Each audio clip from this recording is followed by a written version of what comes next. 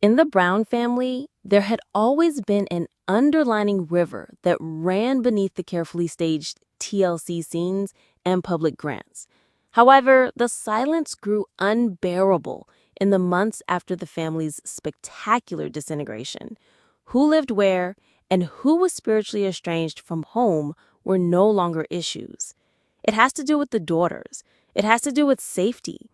It also concerned Kody Brown, a man whose conception of fatherhood had gone too far. One of the more subdued voices in the large Brown family had always been Tony Padron. Tony, a former bank employee who became a stay-at-home father, liked to be on the sidelines, aside from the limelight that engulfed his wife, Mikkel T, and her siblings. But he had seen too much. Even in the dark, Tony eventually snapped one spring evening when the twins were finally asleep and Mikkel T was folding clothes next to him. At first, his voice was low, barely audible over their dishwasher's gentle hum, but Mikkel T was frozen by the weight of his words. "Your dad acts inappropriately toward the girls, and it's not acceptable." She blinked as she turned to face him. Hey, hello everybody. Welcome back to my channel, TLC Flicks. Make sure to give this video a thumbs up. What are you talking about? Tony's face was clearly tense when he sat up.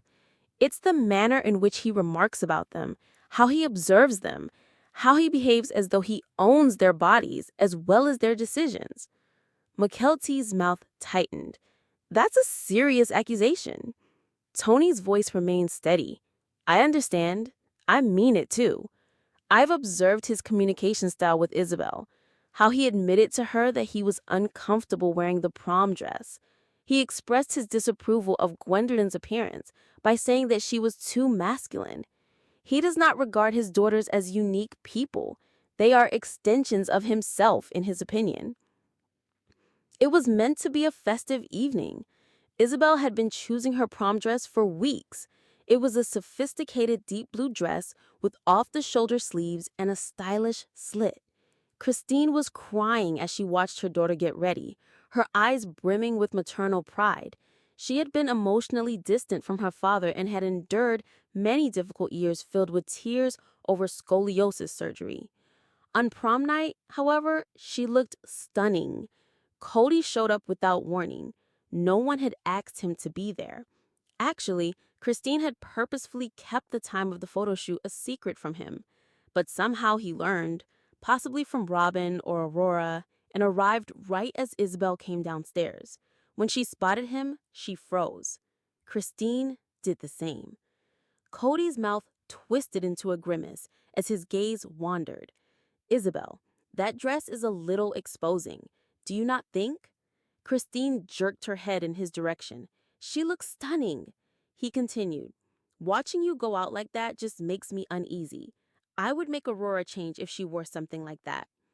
Isabel's expression dimmed. The light went off. With a modest smile, she tightened her grip around her shawl around her shoulders.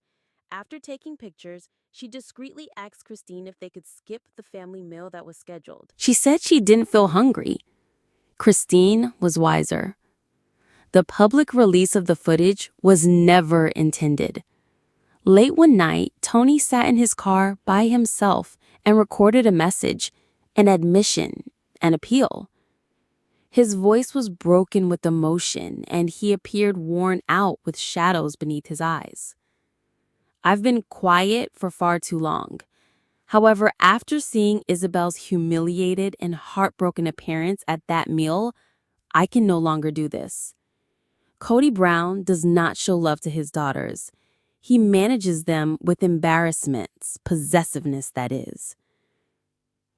Furthermore, it doesn't matter whether others think I'm being dramatic. I observed it.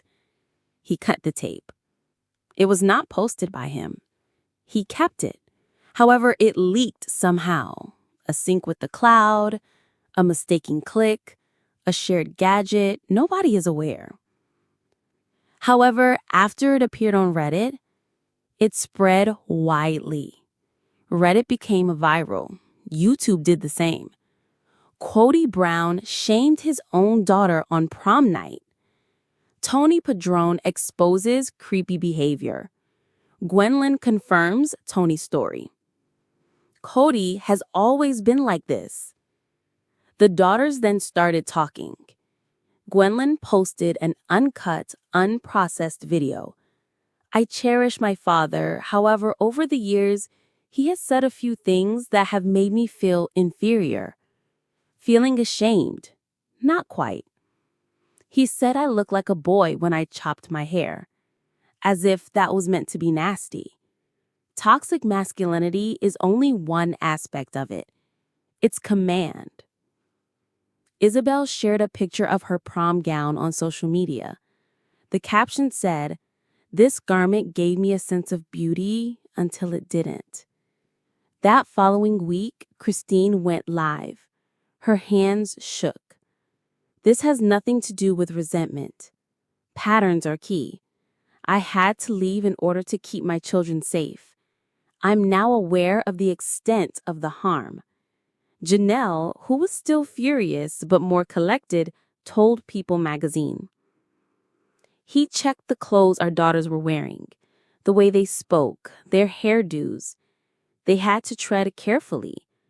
The last straw was subsequently delivered in the form of a joint statement from both mothers. With our girls, we stand. We accept them as true, even if it means opposing the guy we once loved. We will defend them. The network was a mess. Sponsors vowed to withdraw.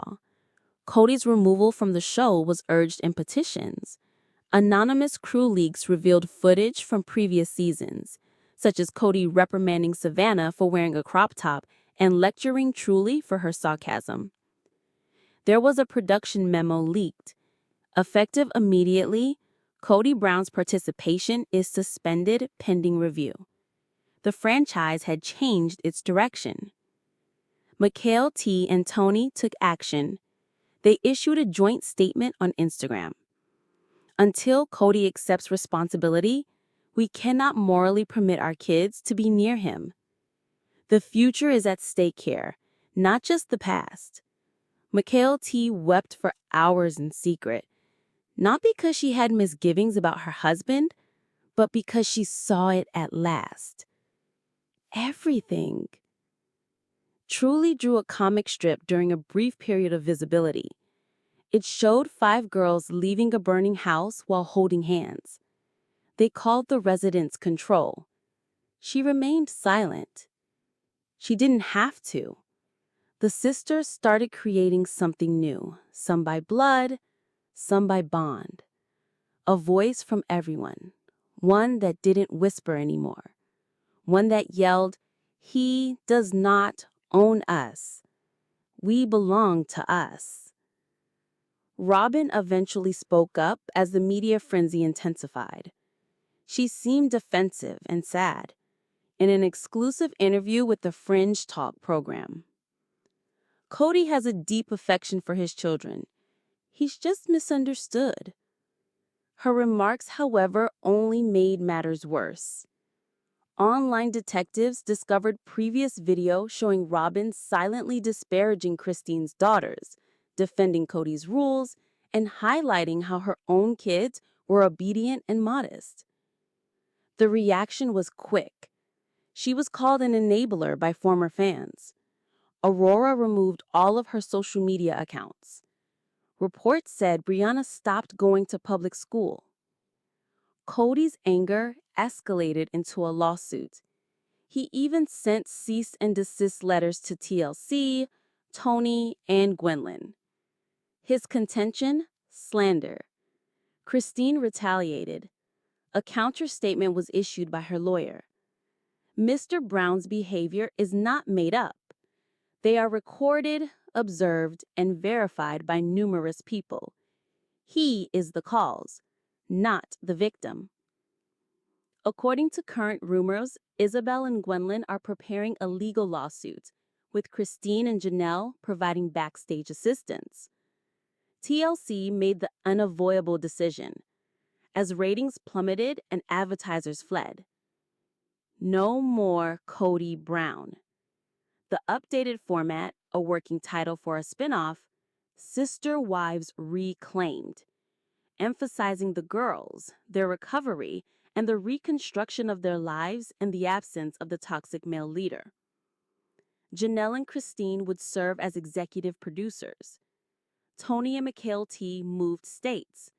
Gwendolyn founded a charity organization for young ladies from strict religious homes. Isabel applied to nursing school. Truly started going to therapy. The sisters weren't just getting by, they were recovering. What about Kody?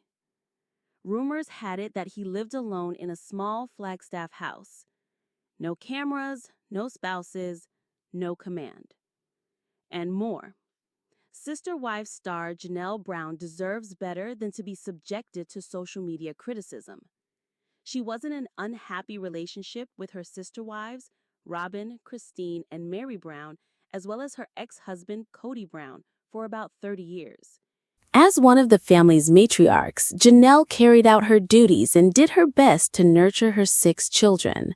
But she noticed a big difference in Kody during the COVID-19 pandemic, and she no longer felt the same respect and love from him as she had before. In 2022, Janelle broke off her spiritual connection with Kody and moved to North Carolina, where she purchased a farm. She turned the farm into a new business with her son-in-law Caleb Brush and daughter Maddie Brush. Janelle made sure to keep in touch with Kody in order to obtain her just portion of the Coyote Pass property in which she had first invested, all the while concentrating on her own personal development. She even threatened to sue Kody over the incident. When Kody eventually sold the Coyote Pass ranch in 2025, he kept his word and gave Janelle her just desserts. Christine Brown jumped right back into the dating pool after splitting from Kody, and she ultimately met David Woolley, who turned out to be her ideal match. Shortly after meeting on a dating app, the pair fell in love and became engaged. Christine and David were married in October 2023. Christine chose to investigate a physical connection with David prior to exchanging vows because she believed that closeness was crucial in a relationship before marriage. Fortunately, their physical and emotional compatibility was flawless. However, Janelle has not yet returned to the dating scene. Regrettably, critics often pull her back into that toxic atmosphere in spite of her best attempts to keep her distance from drama. Janelle has been forced to respond to rumors that have recently surfaced regarding her sexual orientation. She reassured viewers on Sister Wives Season 19 Tell All by declaring via TLC, "I promise you, I'm not asexual, I swear to you." According to Janelle, she is unquestionably a very sexual being, a very earthed mama. Her hesitation to have assembly line kisses with Kody does not imply that she is asexual, she explained. As Janelle continues to grieve and makes an effort to separate herself from negativity, it is regrettable that she has coped with these unfounded rumors regarding her sexual orientation.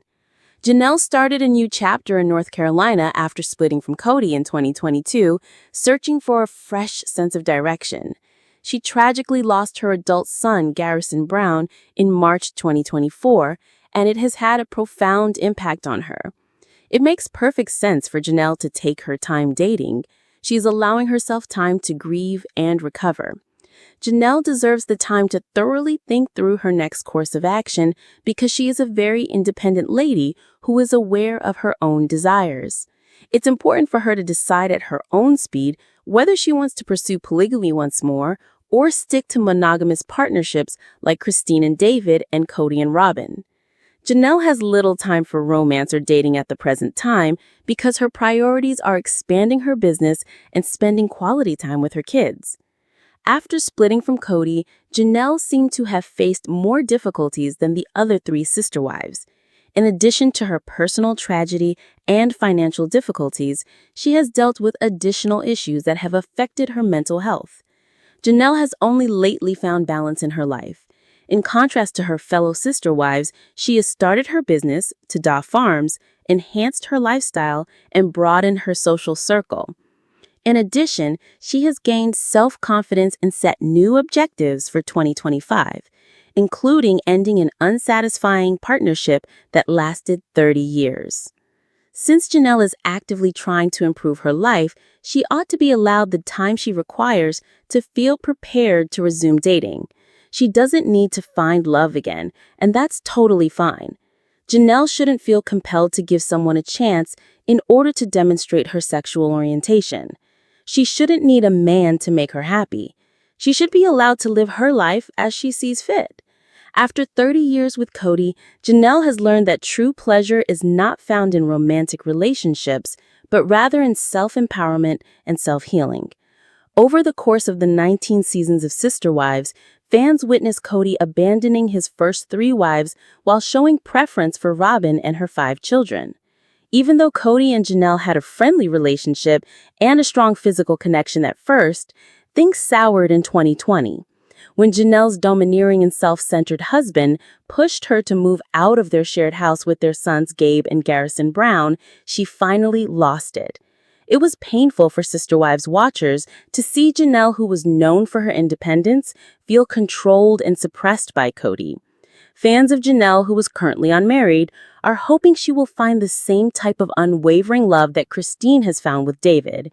It is their hope that Janelle will soon resume dating and, like Christine, meet the one. After they break up with Kody, fans of the original Sister Wives want them to be happy and independent. Even when admirers have good intentions, Janelle has the final say over whether and when she wants to resume dating. She may use the support of Sister Wives fans as she focuses on her fitness and business goals. In the meantime, let us know in your comments and stay tuned by subscribing our channel to get more updates like this. Thanks, everyone.